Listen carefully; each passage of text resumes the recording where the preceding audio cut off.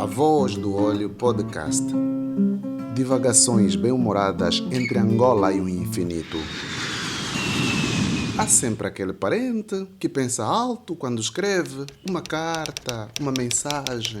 A Voz do Olho Podcast. O social e o cultural cruzam-se aqui no flagrante de um olhar que ganha voz. Olá, amigos e amigas. Bem-vindos ao podcast A Voz do Olho. Terceiro episódio, segunda temporada. O regresso tem um motivo especial. Meu blog, Ango Debates, completa 20 anos em agosto.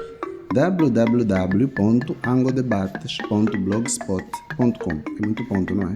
Mas vai lá, visite, comente e recomende. O meu nome é Gociante Patissa. Continuamos em casa do meu amigo João Fernando André, algures por Luanda.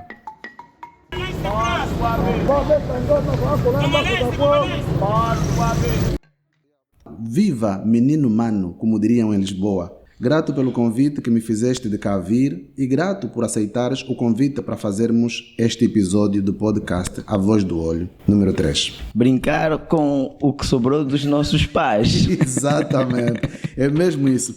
E quem nos ouve já percebeu a jogada do visitante aqui, não é? Como ainda não raspamos a panela, daqui não saio, daqui ninguém me tira. Já fungiu, meu. Então o tema já foi anunciado pelo João. Brincar com o que sobra dos nossos pais. A divagação é sobre o que nos conseguimos lembrar de engraçado e divertido dos nossos pais. A memória é o que de maior resta dos nossos pais. Desafiei o meu amigo João Fernando André, apesar do gajo ter um déficit de 45% da minha idade. Bora lá. De que coisas e cenas é que nos lembramos, assim de mais engraçadas, curiosas e caricatas, envolvendo os nossos pais? O que é que te lembras? Lembro de muitos bons momentos e maus momentos também. Essa relação com os pais. Lembro-me, sobretudo, fico com aquelas lembranças boas. E as más são para a escola da vida, para aquilo que não podemos fazer. E das coisas boas lembro aquele exercício de trabalho diário, a faina pela sobrevivência. Lembro os conselhos, os ralhetes, a educação, a moda africana, telúrica. Aquele levar o menino à lavra para aprender a arar a terra, aprender que a subsistência deve ser conquistada com base no trabalho honesto e todo um conjunto de provérbios que perfazem uma universidade, que é a grande universidade da vida. Carrego, por exemplo, a máxima do velho Francisco Domingos André, segundo o qual só enfrenta quem aguenta. Boa, boa. E a relação, embora sejamos de gerações bastante espaçadas, mas a relação com os nossos pais era mais de autoridade do que de amizade, não era? Exatamente. Há uma relação, há uma hierarquia. Ou, digamos, fosse uma empresa, a família vista como uma empresa é um organigrama e ali o pai, a mãe e depois estão os filhos que devem seguir as regras, devem obedecer, devem tratar todo mundo como pai, todo mundo como mãe e às vezes tem o contraste com a escola onde você aprende a árvore genealógica, a ocidental, mãe, pai, tia, e depois você chega e diz tia, e a mãe, não é tia, é a mãe pequena, não é a mãe grande, quer dizer, toda esta relação, quer com os pais, do lado dos pais, quer do lado das mães, perfazem-se uma relação hierárquica, e há ali o respeito aos superiores hierárquicos. Vou te interromper de propósito, agora que fala em tias. Então, meu pai tinha a minha mãe e várias outras senhoras, não é? Uma estatística que podia estender às 4 ou 5. E nós tratávamos estas esposas do meu pai por tia. Foi assim durante muitos anos. Um dia ele com os copos... na minha família, porque eu sou xará do meu avô. Pai, vem cá. Então quando vocês chamam as minhas mulheres de tias, quer dizer que os meus filhos com elas são vossos primos, pois não? E aí tu pensa, analogia do velho, não é bem isso. Então parem de chamar tias, são vossas mães. Aí tivemos que moldar. Mas os nossos pais tiveram muitas facetas. O meu pai, por exemplo, Teu pai também, sei que estava ligado ao serviço pela pátria, não é? Conta lá um bocado dessa faceta.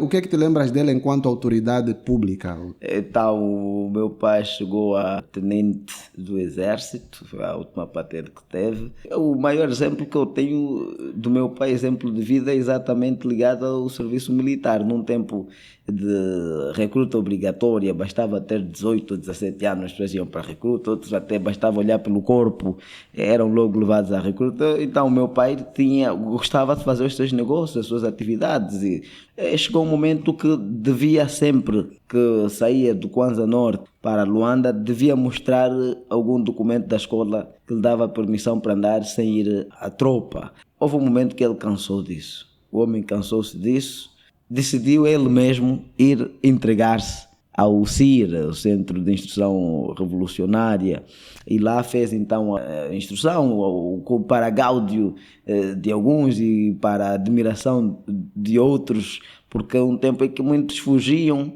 não queriam ir à tropa. Com que idade é que ele tinha nessa altura? Tinha quando ele 17 anos. Tinha 17 anos. A maioridade na época dos nossos pais madrugava, né? Chegava muito cedo. Madrugava, porque também há uma outra máxima que depois aprendi, e dizia-se que o valor não espera a quantidade de anos. Então, aqui a relação da obrigação é para servir a pátria, deve-se servir a pátria, está-se na qualidade, tem-se a possibilidade de ajudar alguém, devemos ajudar. Infelizmente, hoje, alguns tentam zombar deste valor, mas é verdade. O meu pai foi servidor público, ligado à administração pública, foi representante da autoridade do Estado nas comunas em que ele geriu, em que ele governou, em que ele administrou, e em função disso, sabe que os nossos pais também são de uma época da Revolução e de alguma banga. O meu pai era charmoso, verdade seja dito, o meu pai era charmoso. Então, havia uma coisa naquela altura, uma regra não escrita, segundo a qual não se deviam ler cartas à hora da refeição. Portanto, tem que ler muito antes ou muito depois. Porque as cartas, no contexto de guerra, traziam sempre mais notícias. Então, ele recebeu uma carta. A minha mãe dizia, não abras ainda, come primeiro, depois abre a carta. Mas ele insistiu, lá abriu. Então, a carta era de um senhor chamado Timbulhão. Esse Timbulhão era um profissional escavador de fossas para a casa de banho. O trabalho dele era esse, né? Então se dirige ao meu pai, que era comissário comunal, hoje seria equivalente a administrador, como homólogo. Meu pai disse, homólogo eu? Mas o trabalho dele não é mesmo só escavar fossa para casa de banho. Agora também já cabe fossa. É o comissário político. Homólogo eu? Mas feitas as contas, quer dizer, o homem das forças e o político também não passam muito longe da merda, né? Vem o cheiro. Volta e meia, todos eles vão tocar. Enfim, há uma poesiazinha entre a fossa da casa de banho e a política. Mas o meu pai ficou muito, muito ofendido. Não me lembro se conseguiu almoçar naquele dia, mas... A banga. O meu homólogo, eu... O fulano cujo trabalho é mesmo só lidar com a fossa da casa de banho, é meu homólogo, eu. Enfim, das coisas que eu me lembro. Outra coisa, mas vamos ainda voltar para o teu pai, mas alguma coisa engraçada que te lembres? Todo um conjunto, o seu modo de ser, sempre disposto a ajudar os outros, a dizer as coisas de modo frontal, meio brincalhão com as pessoas. E depois, à volta disto, está também aquela ideia de que não podemos retornar o mal ou pagar o mal com o mal. Tanto fazer ou evitar ou fazer o bem. Tanto são estas lembranças que há do pai, as suas brincadeiras, às vezes, por exemplo, a dizer eu estou com a vossa mãe já há muito tempo e ela não tem como me deixar porque já está comigo há muito tempo, é a minha mulher da tropa. Portanto, não tem como deixar. Tanto ver essas conversas acaba por ser... Há um humor, há uma poesia e há aí memórias dentro destas vivências. Uma das coisas que eu me lembro do meu pai era que, a dado momento, e porque os governantes ganhavam muito mal, ganhavam pessimamente mal, né? E então ele entende... Ele vem de uma base camponesa, naturalmente procura empreender no Dombe Grande e por onde passou. e procurou sempre essas coisas. Mas eu penso lá no fundo, meu pai também era um bocado preguiçoso. Ou seja, É político. É político, sim. Porque ele, quer dizer, era muito bom a mandar e a orientar os que trabalham, mas sempre com a enxada dele no ombro. Então ele chamou-nos uma vez a passar assim, lições dele, a filosofia dele. Ele dizia assim: olha, se tu és um trabalhador camponês e sempre que tu apareces na lavra, ele está a trabalhar, despede esta pessoa. Quer dizer que esta pessoa vive a controlar os teus passos. Porque um trabalhador honesto, em algum momento do dia, vai descansar, vai ter que repousar. Exatamente. Agora, se sempre que tu chegas Exatamente. na lavra, ele está muito empenhado, quer dizer que ele não faz mais nada. Controla os passos. Trabalha quando o patrão chega. Exatamente. É verdade. É das coisas que eu me lembro do pai. Yeah. Tens algum poema que fale deste tema do pai, da mãe? Se calhar podias, já continuando o episódio anterior. A vida no Moceque não é fácil, mas é feliz. Há dores e alegrias. Os galos começam a cantar, os pássaros a chilrear, e as senhoras, vestidas de beçangana, cedo fogem das camas, umas por não aturarem os bêbados maridos, outras para irem adorar o divino Ngana. As crianças, umas com calções rasgados no rabo, camisas sem cor alguma, sapatos com furos nas solas, outras com calçados trocados, um maior que outro, um amarelo, outro preto, um olho lavado e outro com fiapos de ramelas, com feridas conseguidas no futebol de ontem, com bola de saco, ouvindo os gritos da analfabeta mãe e com algumas bofetadas do pai, que mais parece um monangamba. Vão às escolas onde só há um professor que leciona 7 disciplinas e quase nada sabe do que leciona. As mães, depois de adorarem um Ngana, vão para a quitanda, giram Luanda afora, zungando 50 lambulas. Os pais vão labutar, vender rádios, dar corridas a uma pobre zungueira, conduzir azuis e brancos e asses, sem carta alguma, mesmo sem saberem ler. Vendem livros, são alfarrabistas expeditos. Nas casas ficam os cunhados, genros, cunangas, as filhas grávidas, os monas famintos. As ruas cheias de lúpulos, pinchos e nanterrites, sol hilariante, músicas diversas, sem saneamento nem água. Nas casas só há 4 lambulas, arroz branco e quizaque. No Moceque, quem não tem sal pede ao vizinho. Quando alguém morre, todos choram. Quem estuda de manhã dá a bata a quem estuda de tarde. Quem tem dinheiro é o responsável da família. No Moceque é assim, um por todos e todos por um. Muito bem, o Moceque é este laboratório sociológico e um berço que devíamos sempre visitar, se não em pessoa, pelo menos através dos textos nele inspirados. Voltando à conversa, hoje estamos a nos lembrar daquilo que sobra da memória dos nossos pais.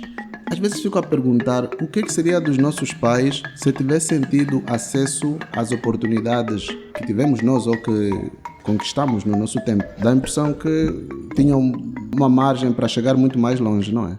Tinham já a começar pela capacidade de trabalho que demonstravam, ou pela audácia que demonstravam, havia uma ânsia em fazer ou em empreender, ou em ter uma horta, uma lavra, ou em adquirir alguma propriedade para a família, ou em sair de casa cedo para constituir família e ter o que é seu e ficando longe do próprio pai. Portanto, acredito que iam longe, mas também se calhar perderiam um pouco deste espírito ousado, daquela aprendizagem da matemática de cabeça, da leitura, de fazer um requerimento em condições de punho, com letras vivas, que hoje, por acaso, nós, tendo em conta as facilidades que temos, chegamos a níveis de jovens e senhores jovens que não conseguem fazer um requerimento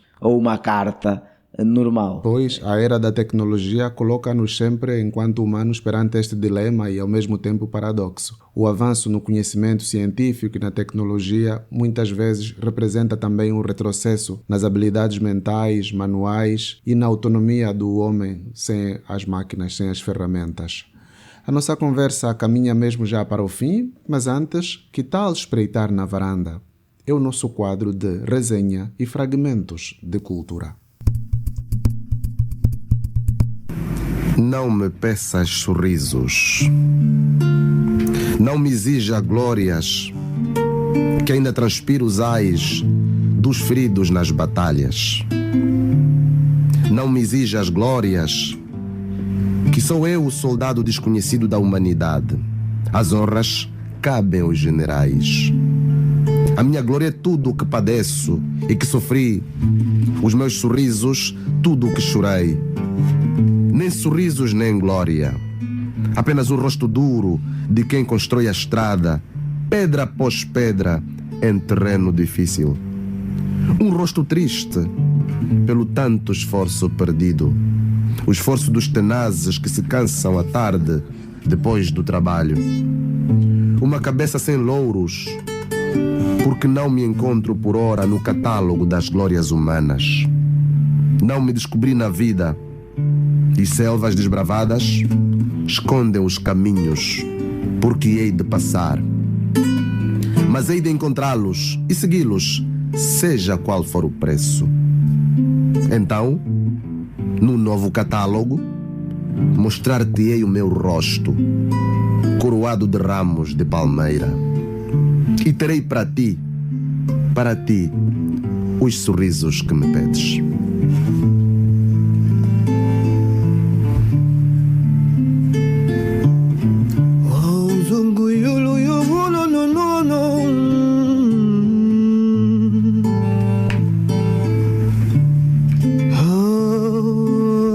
África, oh África,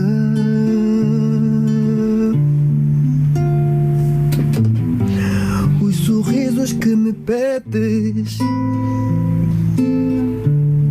oh África,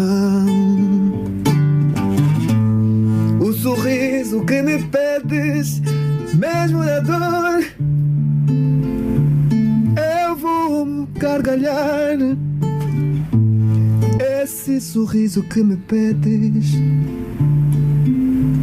Mas eu vou levar e vou levantar com esse sorriso que me pedes. A trova é de Cirimus Molaja, poema de Antônio Agostinho Neto, arquivo de um recital tido há 9 anos. Numa rádio benguelense. Termina assim esta sessão com a qual fizemos a homenagem aos nossos pais que já não estão em vida. Vítor Manuel Patissa, meu pai, nasceu a 26 de julho de 1946, morreu a 21 de julho de 2001. Francisco Domingos André, 2024 de dezembro, faleceu. Exatamente. Fica aquilo que sobra deles nas pessoas que nos tornamos e nas gratas memórias.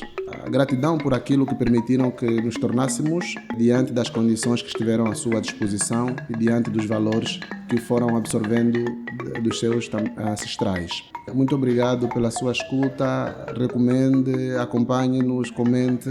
Hoje, com a companhia de João Fernando André, um abraço de Gociante Patissa. A Voz do Olho Podcast. Divagações bem-humoradas entre Angola e o infinito. Há sempre aquele parente que pensa alto quando escreve uma carta, uma mensagem. A Voz do Olho Podcast. O social e o cultural cruzam-se aqui no flagrante de um olhar que ganha voz. A Voz do Olho Podcast. Divagações bem-humoradas entre Angola e o infinito. Há sempre aquele parente que pensa alto quando escreve uma carta, uma mensagem. A Voz do Óleo Podcast. O social e o cultural cruzam-se aqui no flagrante de um olhar que ganha voz.